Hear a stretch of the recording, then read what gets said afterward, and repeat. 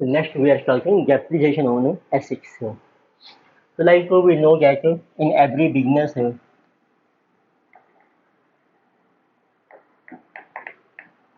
so we use assets. So normally assets are of two types. One is called tangible assets and second is intangible. And another type of assets which is also intangible. So these are depleting assets. So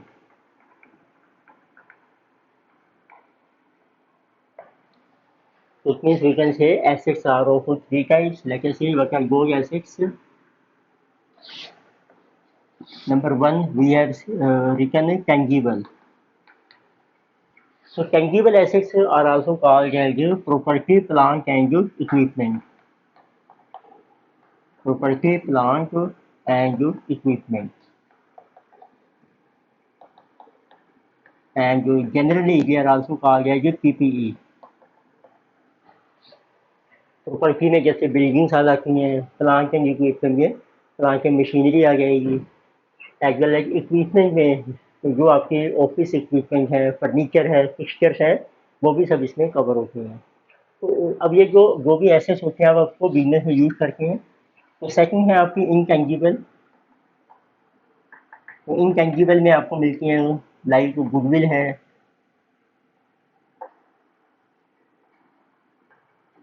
then we have patents, copyrights etcetera. तो इस type की जो assets हैं जो intangible में आती हैं। फिर डिप्लीटिंग एसेट्स कौन सी होती हैं? डिप्लीटिंग एसेट्स ये होती हैं जो आपकी माइंस होती हैं of minerals, like gold mine है, कोल माइन है, क्वेरीज भी कहते हैं इनको हम।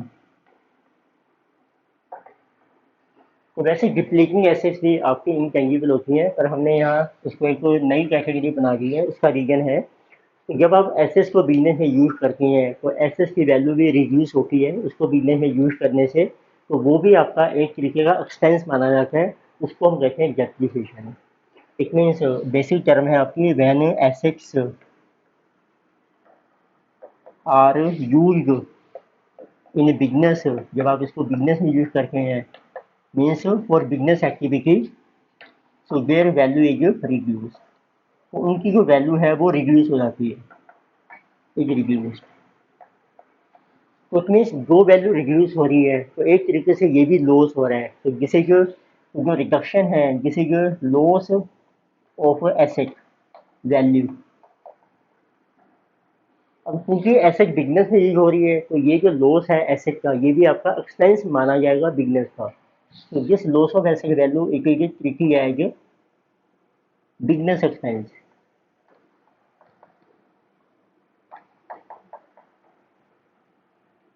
तो इसको हमने नाम दिया है कि जो लॉस ऑफ एसेट की वैल्यू है जो कि यूज इन बिजनेस है उसको नाम दे दिया डेप्रिसिएशन। पर तीनों में नाम थोड़ा थोड़ा डिफरेंट है। जब आप टेंजिबल एसेट्स का कहते हैं कि लॉस हो रहा है वैल्यू में, जिसे कहा गया डेप्रिसिएशन।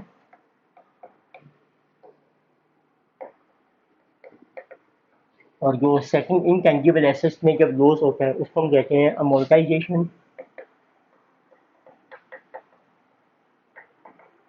जो डिप्लीटिंग एसेट्स में आपका लॉस है उसको कहते हैं डिप्लीशन। तो तीन टर्म्स हैं, डेप्रिसिएशन, अमोर्टाइजेशन, डिप्लीशन। तो कई बार स्टूडेंट कहते हैं कि तीनों सेम है, बट स्लाइट डिफरेंस है नेचर ऑफ एसेट के बेस पर हम टर्म को यूज करते हैं। बट जो कॉमन नाम है वो है डेप्रिसिएशन। तो depreciation includes amortisation and depletion, but proper word यदि आप यूज करते हैं जैसे अमोर्टाइजेशन एंड डिप्लीशन। तो हम इसमें यही डिस्कस करेंगे अब कि जो डेप्रिसिएशन है या अमोर्टाइजेशन है या डिप्लीशन वो किस तरीके से चार्ज करेंगे हम एसेट्स के ऊपर, जो फिर आपका एक्सपेंस माना जाएगा। तो वो चार्ज होता है तो उसका रूल देखते हैं पहले।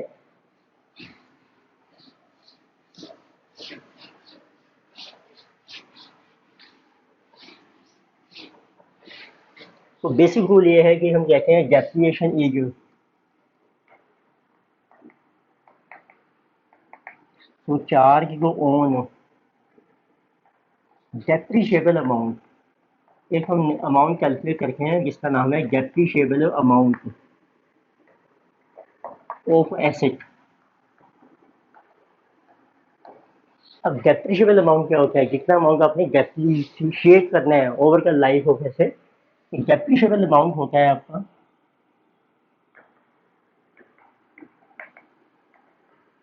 वो जब आप एसेट परचेज करते हो उसके उसकी जो आपकी परचेज प्राइस है उसको कहते हैं कॉस्ट ऑफ एसेट। जितने भी आपने एसेट परचेज की है कॉस्ट ऑफ एसेट, और स्पोर्ट्स में हम इसकी फिर एक लाइफ एस्टिमेट करते हैं 5 साल 10 साल।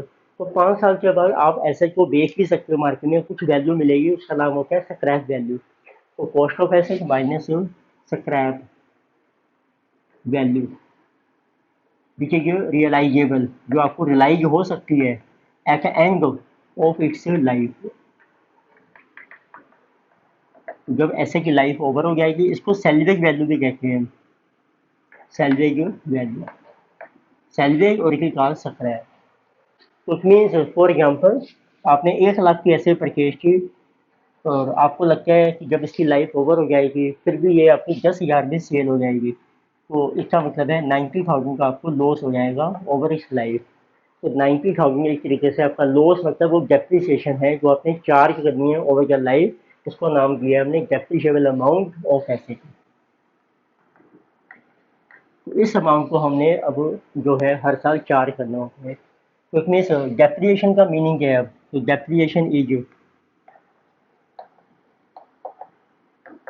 Loss in value of asset. Loss कितना हो रहा है वैल्यू ऑफ एसेट में ड्यू टू इट्स यूज, जब ये यूज हो रही है, due to its use for business activity, जब आप इसको यूज कर रहे हैं बिजनेस एक्टिविटी में, तो that is loss in value, this is called depreciation. And जो डेप्रिसिएशन है आपका, इसमें जो लॉस है आपका, डेप्रिसिएशन इज प्रोवाइडेड, तो ये आपने प्रोवाइड करनी है ऑन एसेट के ऊपर इन अ सिस्टमैटिक वे।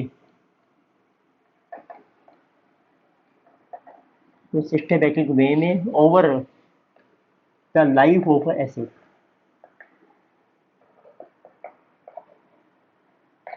अब क्वेश्चन आता है सिस्टमैटिक वे क्या हो सकता है आपका। अब आप एसेट को यूज कर रहे हो बिजनेस में, देखिए आप कहते हो कि आप एसेट को इक्वली यूज कर रहे हो, तो हम कह सकते हैं तो आपने हर साल जो लॉस को चार्ज करना है या डेप्रिसिएशन वो आपकी इक्वल होनी चाहिए, इक्वली। पर कई बार हम कहते हैं शुरू में एसेट की एफिशिएंसी ज़्यादा होती है तो वो ज़्यादा यूज हो रही है, बाद में एफिशिएंसी कम होती रहती है तो फिर बाद में उसका लॉस कम हो जाएगा, तो उसको कहते हैं इक्वली जगह वो क्या diminishing, diminishing rate. Different use हो सकते हैं एसेट के, तो उसके बेस पर हमारे पास अब डिफरेंट मेथड्स आते हैं डेप्रिसिएशन के। उससे पहले हम डिस्कस करेंगे अब दो चीज़ें मेन हैं कि आपको एसेट के लिए उसकी कॉस्ट डिटरमिन करनी है, स्क्रैप डिटरमिन करनी है, फिर उसकी लाइफ कितनी है, वो टर्म देखते हैं।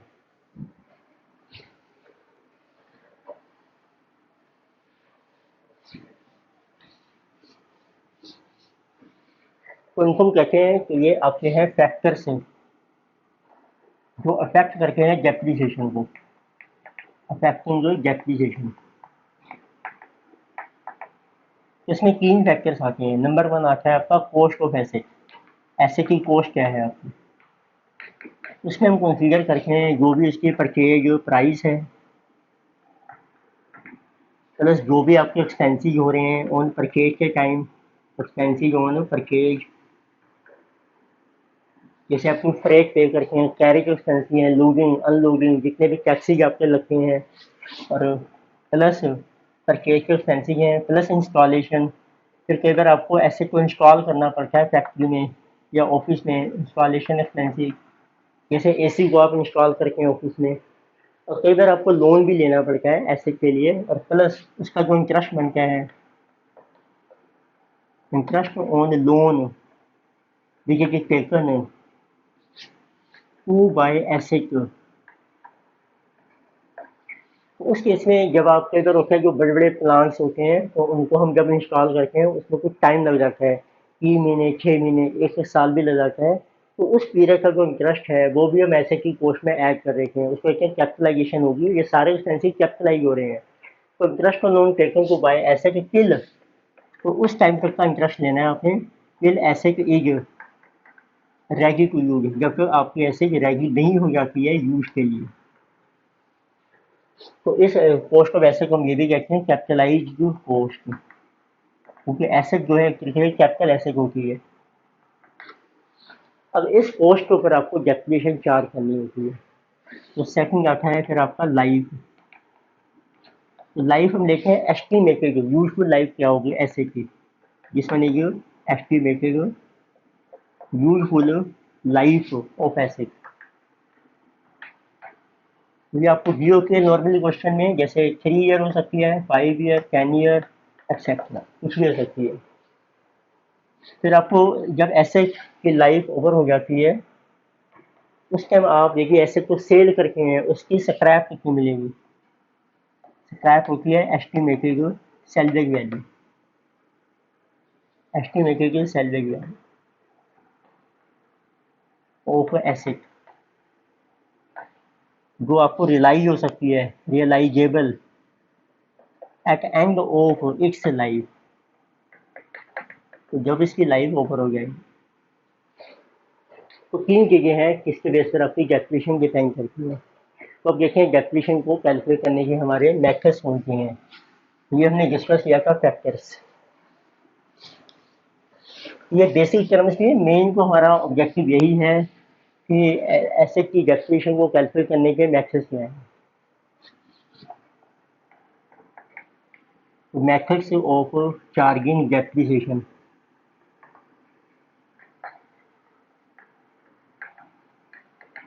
On asset.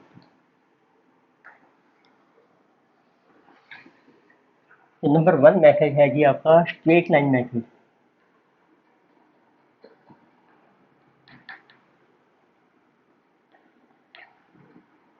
इसमें हम यूम करते हैं एसेट आपकी इक्वली यूज हो रही है ओवर द लाइफ, तो हर साल सेम अमाउंट हम चार्ज करते हैं डेप्रिसिएशन का। तो स्ट्रेट लाइन मेथड में same amount of depreciation is charge on asset. Second method आता है आपका डिमिनिशिंग बैलेंस।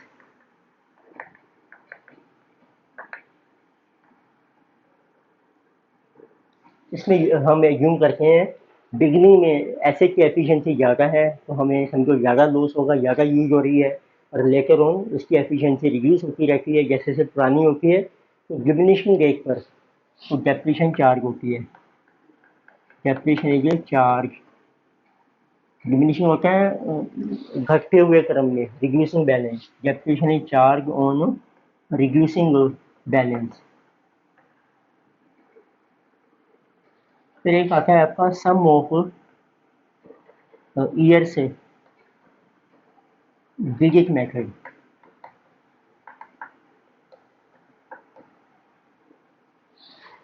तो देन एक यूजेज मेथड, या आप एसेट को किस तरीके से यूज करने हैं। यूजेज हो सकती है कि कितने यूनिट्स आपने प्रोड्यूस किए, तो वो प्रोडक्शन भी आपकी हो सकती है प्रोडक्शन के बेस पर, या कितने टाइम मशीन चली, ये भी प्लांट में मशीनरी है तो आवर्स की भी यूजेज हो सकती है। तो यूजेज में भी बेस्ड ऑन प्रोडक्शन और hours. Another method is our annuity method.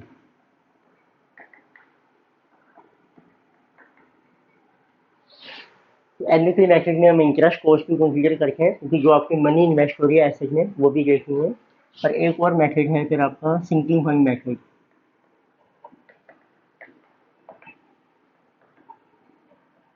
ये डिटेल में हम डिस्कस करेंगे, और उससे पहले एक आता है like depletion method.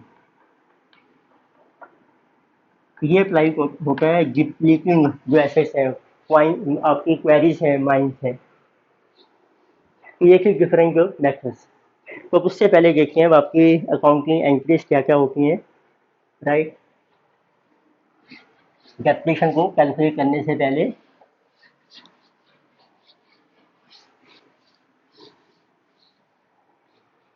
We are doing accounting entries.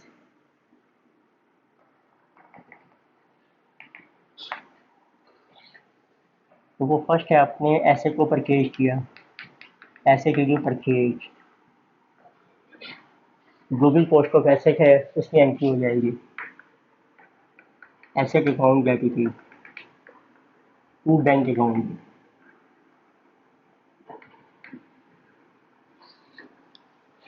अब आप एसेट के ऊपर डेप्रिसिएशन चार्ज करते हैं, depreciation charge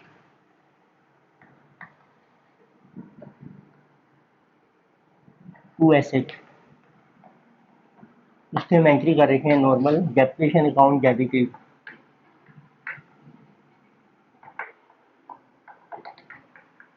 to asset account.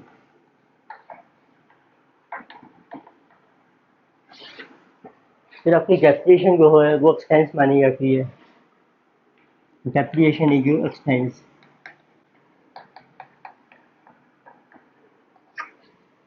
ये पी&एल को चार्ज हो जाती है, पी&एल टू डेप्रिसिएशन। फ्यूचर में जब आप एसेट को सेल करते हैं तो उस टाइम पर एंट्री आती है आपकी एसेट सोल्ड।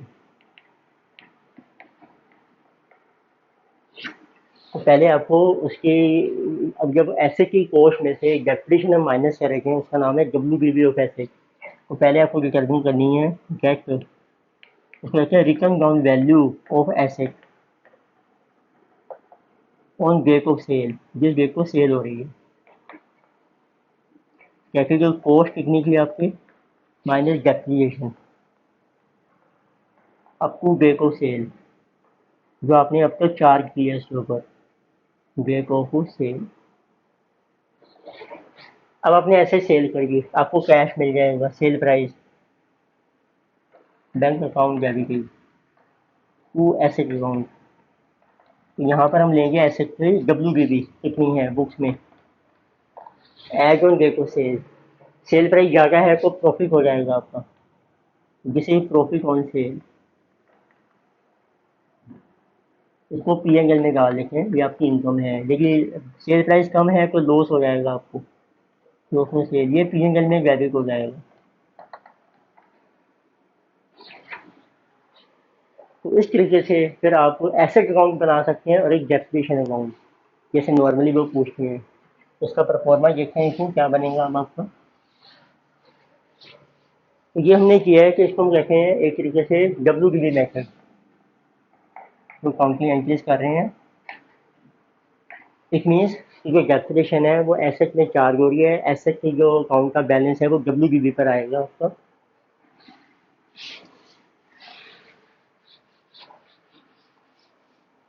तो अब आपने एसेट अकाउंट ओपन किया, ये हम दे रहे हैं कि डब्ल्यूबीबी। तो फर्स्ट एंट्री क्या की आपने, फर्स्ट ईयर जब आपने ऐसे परचेज की, एसेट टू बैंक, ये परचेज हो गई आपकी, परचेज पोस्ट आ गई। फिर साल के अंदर डेप्रिसिएशन चार्ज करेंगे हम बाय डेप्रिसिएशन।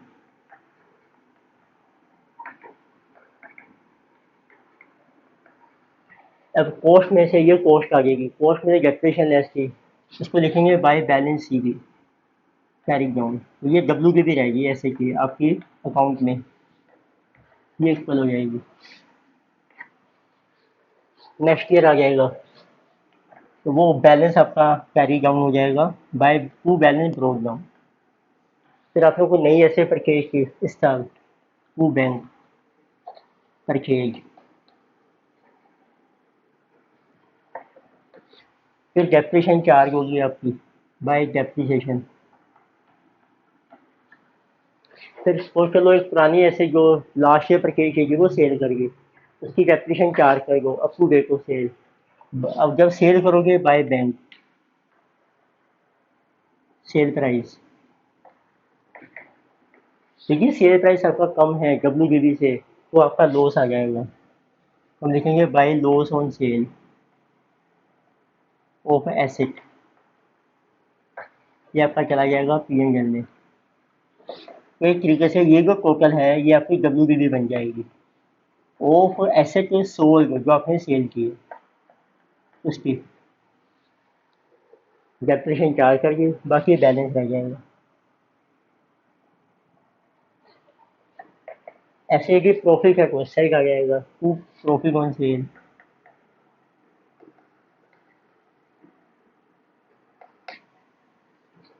ये भी आपका पीएनएल में ट्रांसफर हो जाएगा। तो इस तरीके से आपका अकाउंट क्लोज होगा। किसी अकाउंट को एसेट अकाउंट, तो sometime we also ask to depreciation account.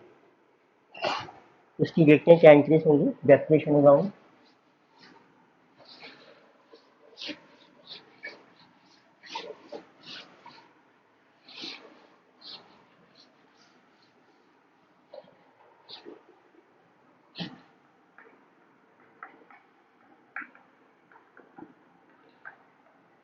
उसमें नॉर्मल है।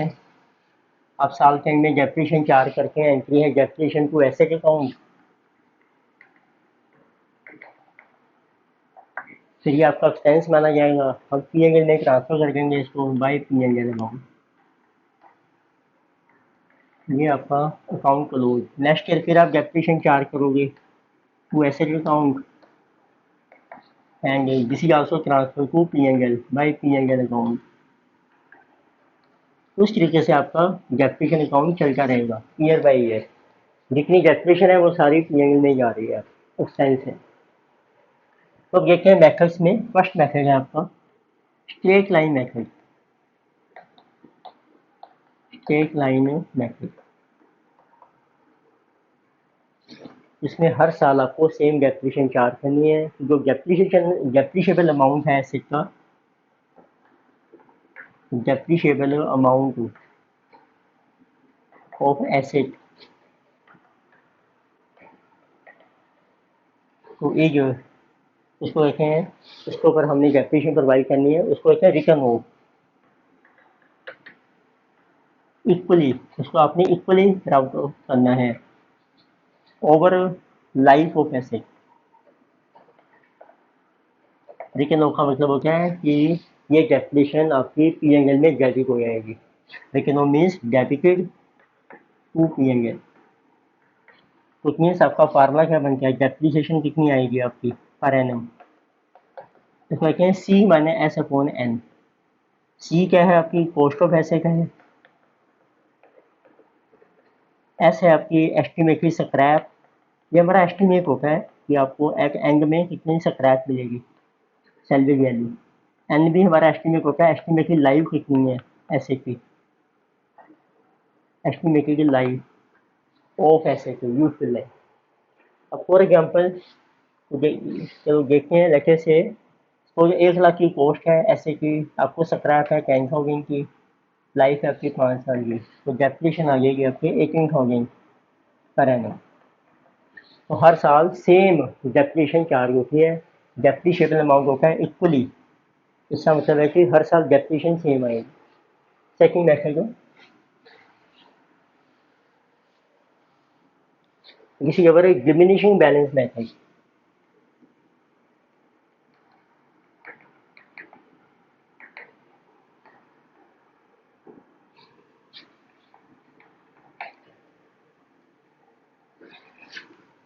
इसमें होता है कि डेप्रिसिएशन चेंज होती रहती है और डेप्रिसिएशन चार्ज होती है, डेप्रिसिएशन ये charge to on reducing value of asset, जो एसेट की वैल्यू रिड्यूस हो रही है। इसमें कई बार ना रेट ऑफ डेप्रिसिएशन आपका मिसिंग होता है, तो पहले देखते हैं how to find out of rate of depreciation. ऐसे इसमें भी देखते हैं स्ट्रेट लाइन मेथड में आपका रेट ऑफ डेप्रिसिएशन कैसे कैलकुलेट होगा।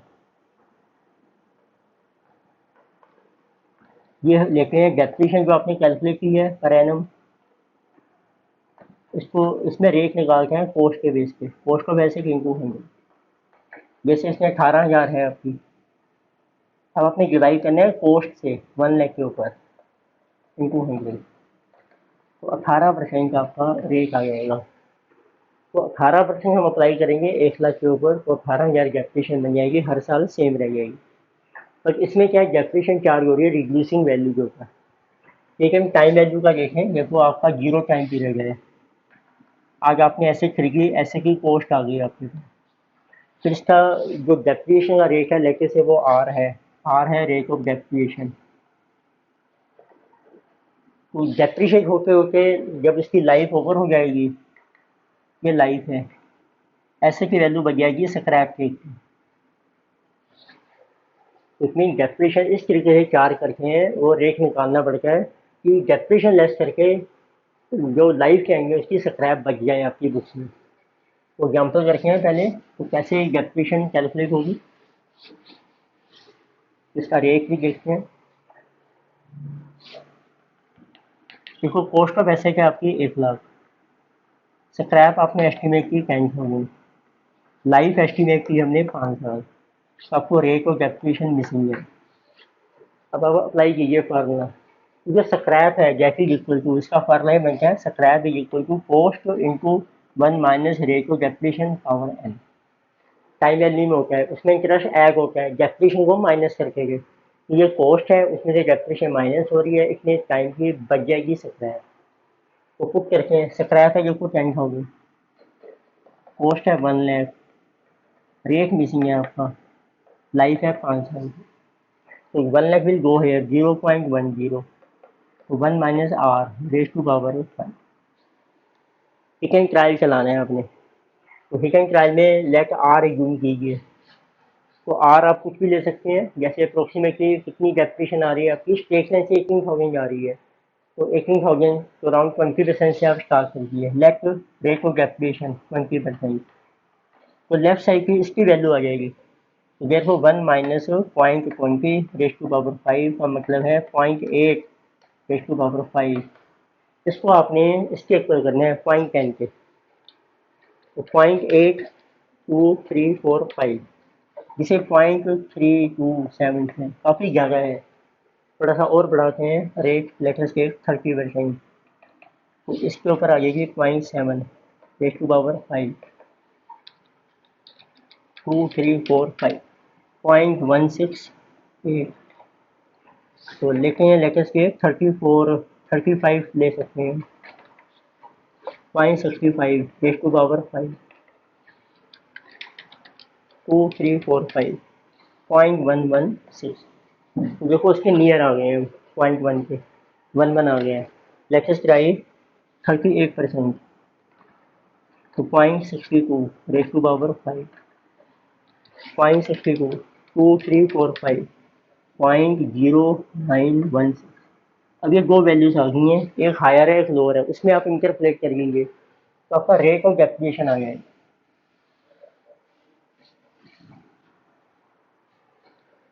तो बटी रेट ऑफ डेप्रिएशन देखो, लो रेट है आपका 35%, इसके बेस पर वैल्यू आ रही है 0.116 और हमें चाहिए 0.1 के इक्वल।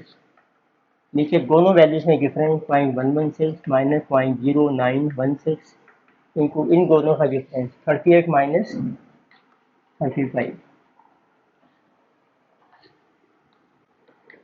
इसे 0.016 अपॉन 0.116 माइनस 0.0916 0.0244 इंटू 3, तो 0.016 इंटू 3 डिवाइडेड बाई 0.0244, तो जिसे 36.97 आप कह सकते हैं राउंडेड फिगर में 37% इज रेट ऑफ डेप्रिएशन। तो अब देखते हैं फार्मूला हमने किया कि रेट ऑफ डेप्रिएशन कैसे कैलकुलेट होगा। अब इसकी डेप्रिएशन देखते हैं कैसे चार्ज होगी।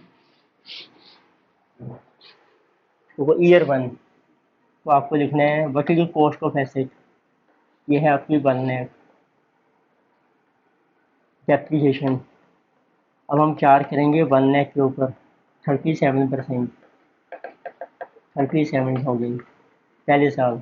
बैलेंस रहेगी आपकी WBB आफ्टर 1 ईयर 63।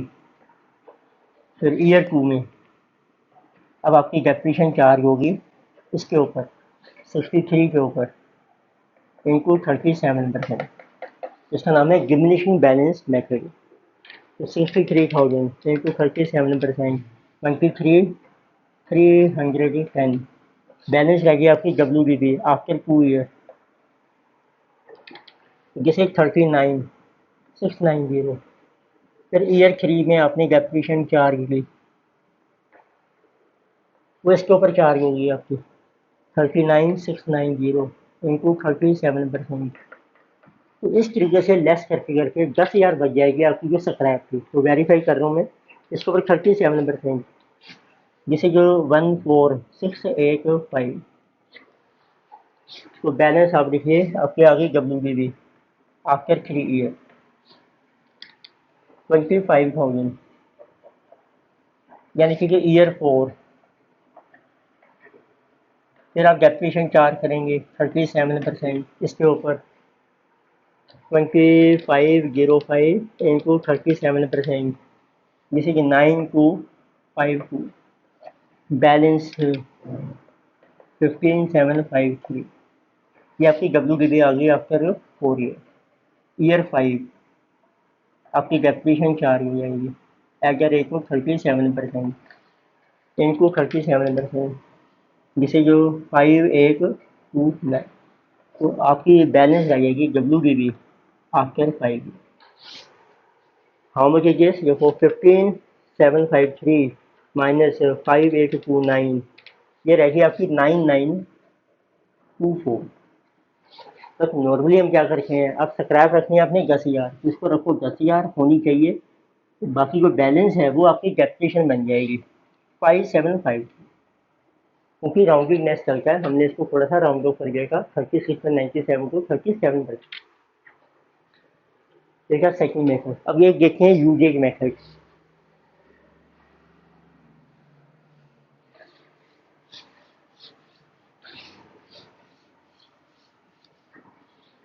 तो यूजेज मेथड आपका क्वाइट इजी है, थर्ड मेथड है।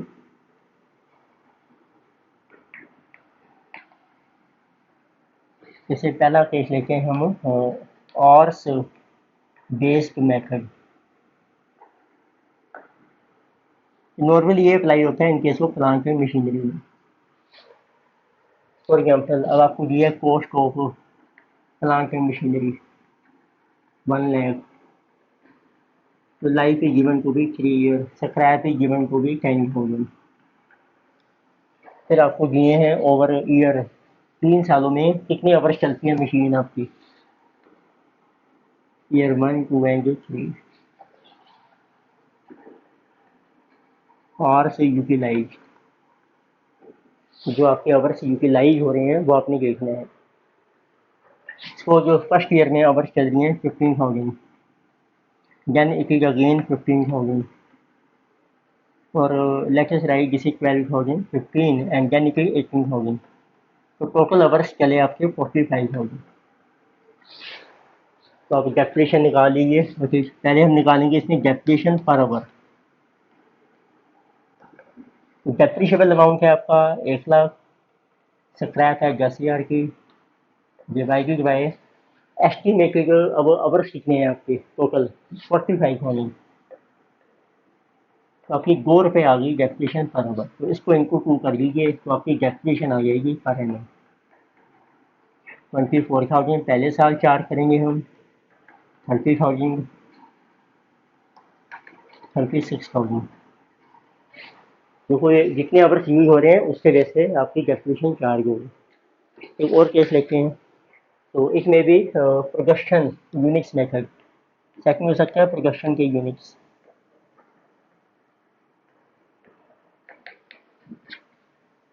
अब उसका एस्टिमेट किया आपने प्रोडक्शन का ईयर 1 2 एंड 3 यूनिट्स प्रोड्यूस्ड।